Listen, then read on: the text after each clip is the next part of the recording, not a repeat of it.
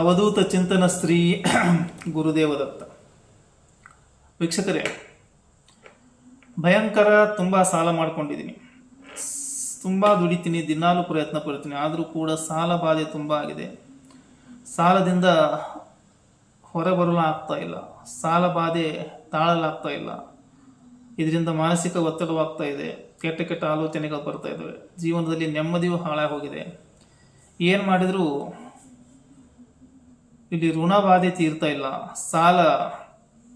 ಸಾಲ ತೀರಿಸೋಕೆ ಆಗ್ತಾ ಇಲ್ಲ. ಎಷ್ಟೇ ದುಡಿದ್ರು, ಎಷ್ಟೇ ಒಂದು ಆದಾಯದ ಮೂಲಗಳು ಬಂದರೂ ಕೂಡ ಸಫಿಷಿಯೆಂಟ್ ಆಗ್ತಾ ಇಲ್ಲ, ಸಾಲ್ತಾ ಇಲ್ಲ. ಇನ್ನೂ ಹೆಚ್ಚಿನ ಮೂಲಗಳು ಬರಬೇಕು. ಸಾಲ ಬಾಧೆ, ಋಣದಿಂದ ನಾನು ಋಣ ಬಾಧೆಯಿಂದ ಪಾರಾಗಬೇಕು ಅಂದರೆ ಏನು ಪರಿಹಾರ ಮಾಡಬೇಕು? ಈ ಸಾಲ ಬಾಧೆಗಳು ಯಾಕೆ ಬರ್ತವೆ ಅಂದರೆ, ಇದಕ್ಕೆ ಋಣಕಾರಕ ಗ್ರಹ ಮಂಗಳ, ಋಣಕ್ಕೆ ಕಾರಕ ಗ್ರಹ ಮಂಗಳ. ಹೀಗಾಗಿ ಮಂಗಳವಾರ ದಿವಸ ಒಂದು ವೃತ್ತ ಮತ್ತು ಒಂದು ಉಪಾಯ, ಒಂದು ತಂತ್ರ ಇದೆ, ಅದ್ಭುತವಾದ ತಂತ್ರ. ಸಾಲ ಬಾಧೆಯಿಂದ ಪಾರಾಗಲು ಅತಿ ಅದ್ಭುತವಾದ ತಂತ್ರ. ಮಂಗಳವಾರ ದಿವಸ ಇದನ್ನು ಮಾಡಬೇಕು, ಈ ವೃತ್ತವನ್ನು ಮಾಡಬೇಕು, ಅಥವಾ ಉಪಾಯವನ್ನು, ತಾಂತ್ರಿಕ ರೆಮಿಡಿಯನ್ನು ಮಾಡಬೇಕು. ಕೆಲವು ಸಣ್ಣ ಪುಟ್ಟ ತಾಂತ್ರಿಕ ವಸ್ತುಗಳು, ಸಣ್ಣ ಪುಟ್ಟ ಪರಿಹಾರ. ಶ್ರದ್ಧೆ, ನಂಬಿಕೆ ಅಗತ್ಯ. ಕಾರಣ ಇವು ಪೂರ್ವಜರಿಂದ ಬಂದಿವೆ, ಮತ್ತೆ ವಂಶ ಪರಂಪರಾಗತವಾಗಿ ಬಂದಿವೆ, ಪಾರಂಪರಿಕವಾಗಿ ಬಂದಿರುವಂಥ ಪರಿಹಾರಗಳು. ಮಂಗಳವಾರ ವೃತ್ತ ಮತ್ತೆ ಮಂಗಳ ಗ್ರಹವನ್ನ ಇಲ್ಲಿ ಸಂಪ್ರೀತಗೊಳಿಸೋದು, ಇದರಿಂದ ಋಣಬಾಧೆ ದೂರವಾಗುತ್ತದೆ. ಮಂಗಳವಾರ ದಿವಸ ಏನು ಮಾಡಬೇಕು? ಬೆಳಗ್ಗೆ ಎದ್ದು ಸ್ನಾನ ಮಾಡಿ, ಬೇಗ ಎದ್ದು ಸ್ನಾನ ಮಾಡಿ, ಮಂಗಳನ ಒಂದು ಬಣ್ಣ ಕೆಂಪು ಆಗಿದೆ, ಕೆಂಪು ವಸ್ತ್ರವನ್ನು ಧಾರಣೆ ಮಾಡಬೇಕು. ಆಂಜನೇಯನ ಒಂದು ವಿಧಿವತ್ತಾಗಿ ಪ್ರಾರ್ಥನೆ ಮಾಡಬೇಕು, ಆಂಜನೇಯನನ್ನು ಪೂಜಿಸಬೇಕು. ಆಂಜನೇಯನಿಗೆ ಸಿಂಧೂರವನ್ನು ಹಚ್ಚಬೇಕು. ಮೊದಲು ಸಿಂಧೂರವನ್ನು ಹಚ್ಚಬೇಕು, ಕೆಂಪು ಹೂಗಳನ್ನು ಇಟ್ಟು ಪೂಜೆ ಮಾಡಬೇಕು. ಅದರ ಮುಂದೆ ಆತನಿಗೆ ನೈವೇದ್ಯ ರೂಪದಲ್ಲಿ ಬೆಲ್ಲವನ್ನು ಇಡಬೇಕು. ಬೆಲ್ಲವನ್ನು ಇಟ್ಟು ಅರ್ಪಣೆ ಮಾಡಬೇಕು.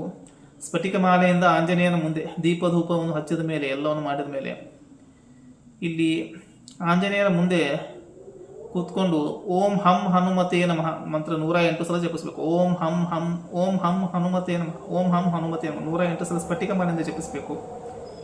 ಇದರ ಜೊತೆ ಋಣಮೋಚಕ ಮಂಗಳ ಸ್ತೋತ್ರ ಅಂತ ಇದೆ. ಋಣಮೋಚಕ ಮಂಗಳ ಸ್ತೋತ್ರವನ್ನು ಅದೇ ಆಂಜನೇಯನ ಮುಂದೆ ಕೂತ್ಕೊಂಡು ಹೇಳಬೇಕು. ಇದು 108 ಓಂ ಹಂ ಹನುಮತೇ ನಮಃ 1.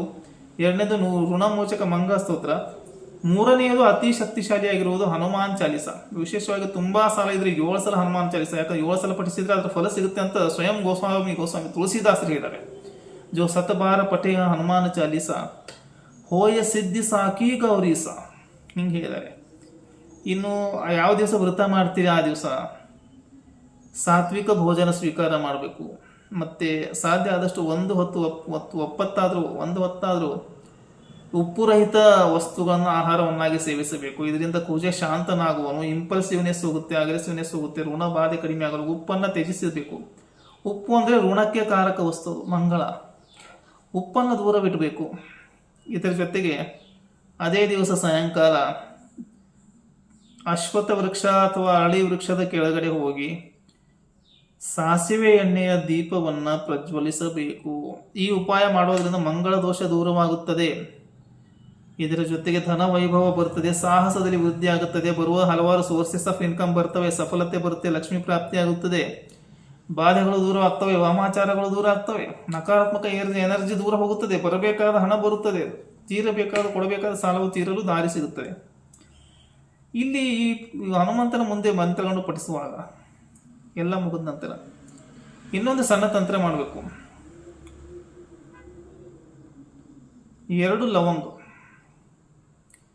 2 ಲವಂಗ ಜೊತೆಗೆ ಒಂದು ಕರ್ಪೂರದ ಪುಡಿ ತೆಗೋಬೇಕು. 2 ಲವಂಗ, 2 ಏಲಕ್ಕಿ. ಕರ್ಪೂರವನ್ನು ಸುಡಬೇಕು. ಕರ್ಪೂರದ ಮೇಲೆ ಒಂದೇ ಒಂದು ಕರ್ಪೂರ ತುಂಡು, ಅದರ ಮೇಲೆ 2 ಲವಂಗ, 2 ಏಲಕ್ಕಿ ಹಾಕಿ ಸುಡಬೇಕು. ನಂತರ ಆ ಹೊಗೆಯನ್ನು ಮನೆಯ ತುಂಬ ಎಲ್ಲ ಕಡೆ, ಎಲ್ಲ ಮೂಲೆಗಳಲ್ಲಿಯೂ ಕೂಡ ಪಸರಿಸಬೇಕು. ಇದರಿಂದ ಏನಾಗುತ್ತೆ? ಋಣ ಬಾಧೆ ದೂರವಾಗುತ್ತದೆ, ನೆಗೆಟಿವ್ ಎನರ್ಜಿ ದೂರ ಹೋಗುತ್ತೆ, ಪಾಸಿಟಿವ್ ಎನರ್ಜಿ ಬರುತ್ತೆ, ಲಕ್ಷ್ಮಿ ಒಳಗಡೆ ಮನೆ ಬರ್ತಾಳೆ, ದರಿದ್ರ ಲಕ್ಷ್ಮಿ ಹೊರಗಡೆ ಹೋಗ್ತಾಳೆ. ಕೆಂಪು ಬಣ್ಣ ತುಂಬ ಪ್ರಾಮುಖ್ಯತೆಯನ್ನು ಪಡೆದಿವೆ. ಹೀಗಾಗಿ ನೀವು ಕೆಂಪು ವಸ್ತ್ರ ಧರಿಸಬೇಕು. ಸ್ನಾನದ ನಂತರ ಆಂಜನೇಯನ ಆರಾಧನೆ ಮಾಡಬೇಕು, ಋಣ ದೂರವಾಗುತ್ತದೆ. ಸಿಂಧೂರ ಅಂತೂ ಕಂಪಲ್ಸರಿ ಹಚ್ಚಬೇಕು ಆಂಜನೇಯನಿಗೆ. ಇನ್ನು ಕೆಂಪು ಹೂಗಳನ್ನು ಹಚ್ಚಬೇಕು, ಧೂಪ ದೀಪ ಮಾಡಬೇಕು, ನೈವೇದ್ಯ ಬೆಲ್ಲ ಕೊಡ್ಬೇಕಂತ ಹೇಳಿದ್ದೀನಿ.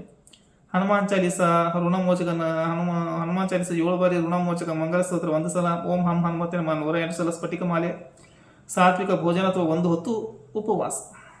ಉಪ್ಪು ರಹಿತ. ನಂತರ ಸಾಯಂಕಾಲ ಅರಳಿ ವೃಕ್ಷಕ್ಕೆ ಸಾಸಿವೆ ಎಣ್ಣೆ ದೀಪ ಹಚ್ಚಬೇಕು. ವಿಡಿಯೋ ಇಷ್ಟ ಲೈಕ್ ಮಾಡಿ ಮತ್ತು ಶೇರ್ ಮಾಡಿ, ಸಬ್ಸ್ಕ್ರೈಬ್ ಮಾಡಿ. ಅತ್ರಿಪುತ್ರ 007 ಶ್ರೀ ಗುರುದೇವರು.